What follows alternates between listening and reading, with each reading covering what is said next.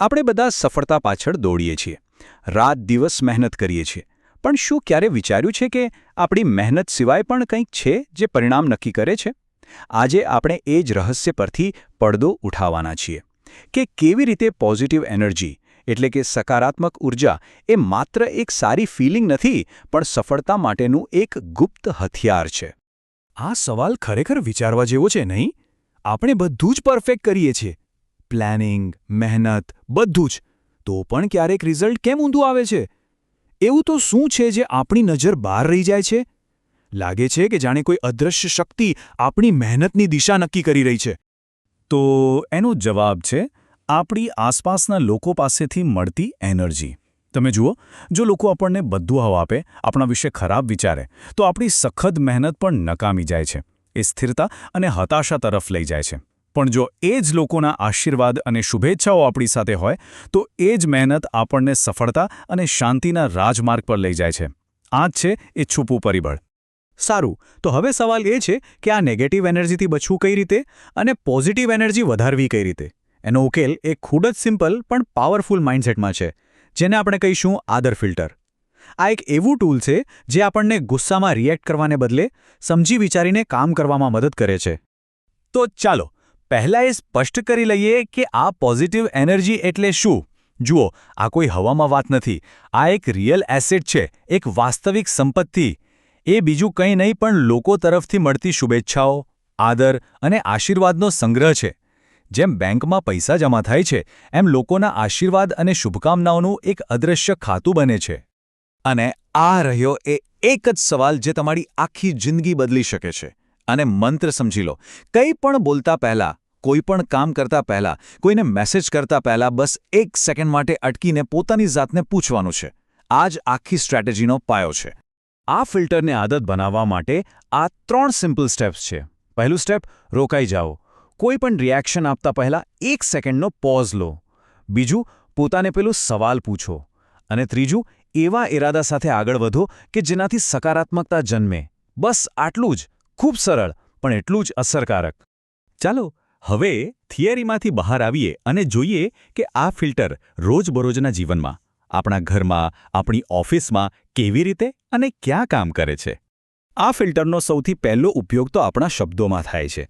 જ્યારે આપણે કોઈને ગુસ્સામાં કહીએ છીએ, આ શું બકવાસ કરી નાખ્યો, ત્યારે સામેથી તરત જ નેગેટિવ એનર્જીનો ગોળો પાછો આવે છે.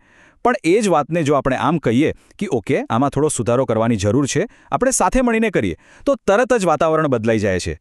આપણા શબ્દો કાં તો ઊર્જા બનાવે છે કાં તો બગાડે છે. જરા આ સ્લાઇડ પર નજર કરો. જુઓ, ડાબી બાજુની ભાષા કેવી રીતે આગ લગાવવાનું કામ કરે છે, સંબંધોમાં, કામમાં, બધે જ. અને જમણી બાજુની ભાષા કેવી રીતે એ આગ પર પાણી નાખવાનું કામ કરે છે. ચોઇસ હંમેશા આપણી જ છે. ખબર છે, આપણા જીવનમાં નેગેટિવ એનર્જીના સૌથી મોટા લીક ક્યાં હોય છે? તૂટેલા સંબંધોમાં. પરિવાર સાથે, મિત્રો સાથે કે ઓફિસમાં કોઈની સાથે થયેલા જૂના ઝઘડા. એ એક એવો નળ છે જે સતત આપણી પોઝિટિવ એનર્જીને વહાવી દે છે. આ તૂટેલા સંબંધોને સુધારવા માટે આ રહ્યા સ્ટેપ્સ. અને હા, હું જાણું છું, આ કરવું અઘરું છે. આપણો અહંકાર, આપણો ઈગો વચ્ચે આવે છે. પણ જે દિવસે તમે એ ઈગોને બાજુ પર મૂકીને પહેલું પગલું ભરશો, એ દિવસે તમે નકારાત્મકતાનો એ નળ બંધ કરી દેશો. ભલે સામેવાળી વ્યક્તિ તરત ન માને, પણ તમારા તરફથી નેગેટિવિટીનો ફ્લો તો બંધ થઈ ગયો ને. અને આ ફિલ્ટર ફક્ત જાણીતા લોકો માટે નથી. આપણે વિચારીએ કે ટ્રાફિકમાં કોઈને રસ્તો આપવાથી કે દુકાનદારને એક સ્માઇલ આપવાથી શું ફરક પડે? પણ પડે છે. તમે બ્રહ્માંડમાં એક પોઝિટિવ વાઇબ્રેશન મોકલો છો, અને એ ક્યારેક ને ક્યારેક કોઈકને કોઈક સ્વરૂપે પાછું આવે જ છે. એ એક એવું રોકાણ છે જેનું વળતર મળશે જ, એની ગેરંટી છે. હવે આવે છે સૌથી મજેદાર વાત. આ બધી નાની નાની બાબતો લાંબા ગાળે શું મોટું પરિણામ આપે છે તે જોઈએ. આ બિલકુલ મ્યુચ્યુઅલ ફંડના એસઆઈપી જેવું છે. રોજે રોજનું નાનું રોકાણ, પણ સમય જતાં એનું ચક્રવૃદ્ધિ વળતર જબરદસ્ત હોય છે. આ સૌથી મોટો ફાયદો છે. જ્યારે તમારી આસપાસ પોઝિટિવ એનર્જીનું વર્તુળ હોય, ત્યારે એ તમારા માટે એક સુરક્ષા કવચ બની જાય છે. જ્યારે તમારાથી કોઈ ભૂલ થાય, ત્યારે લોકો તરત જ તમને જજ નથી કરતા. એ લોકો વિચારે છે, અરે, આનાથી આવું ન થાય, જરૂર કોઈ ગેરસમજ હશે, કારણ કે તમે પહેલાંથી જેટલો આદર કમાઈ લીધો હોય છે. આ પ્રથાના ફાયદા જુઓ. તમને એક એવી સપોર્ટ સિસ્ટમ મળે છે જે તમને પડવા નહીં દે. મુશ્કેલીઓ સામે લડવાની તાકાત મળે છે. મનમાં શાંતિ અને ખુશી વધે છે અને હા, એક અદૃશ્ય આધ્યાત્મિક શક્તિ મળે છે જેને કેટલાક લોકો નસીબ કહે છે, કેટલાક લોકો ઈશ્વરની કૃપા, પણ હકીકતમાં એ લોકોના આશીર્વાદની જ તાકાત છે. સારું, તો આ બધી આદર અને આશીર્વાદની વાતો તો બરાબર, પણ આનાથી પૈસા કમાવામાં શું ફાયદો? ચાલો હવે એ કનેક્શન સમજીએ, કારણ કે આ પ્રથા માત્ર મનની શાંતિ માટે નથી, એ સમૃદ્ધિનો દરવાજો પણ ખોલે છે. ચાલો એક મોટો ટાર્ગેટ લઈએ, જેમ કે 100 કરોડનો પોર્ટફોલિયો બનાવો. શું લાગે છે, શું આ ફક્ત તમારી હોશિયારી અને મહેનતથી થઈ શકે છે? કદાચ નહીં. આટલી મોટી સિદ્ધિ માટે તમારે હજારો લોકોની શુભેચ્છાઓ અને આશીર્વાદની જરૂર પડે છે. એ લોકો જે તમારા માટે પ્રાર્થના કરે, જે તમારા માટે સારું વિચારે.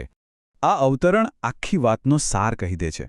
મોટા પરિવર્તન માટે, મોટી સફળતા માટે લોકોના આશીર્વાદ એકદમ જરૂરી છે. એના વગર ગાડી આગળ વધતી નથી, પછી ભલે એન્જિન ગમે તેટલો પાવરફુલ હોય. તો ચાલો આ બધી ચર્ચાને એક સિમ્પલ એક્શન પ્લાનમાં ફેરવીએ. આ રહ્યા એ 4 નિયમો જે આજથી જ, અત્યારથી જ શરૂ કરવાના છે, અને તમારી રોજની આદત બનાવો અને પછી જુઓ કે કેવા ચમત્કાર થાય છે. તો આ બધી વાતો સાંભળ્યા પછી હવે શું? હું તમને એક સવાલ સાથે છોડી જાઉં છું. આ ચર્ચા પૂરી થાય પછી તમારો પહેલો વ્યવહાર કોની સાથે થશે?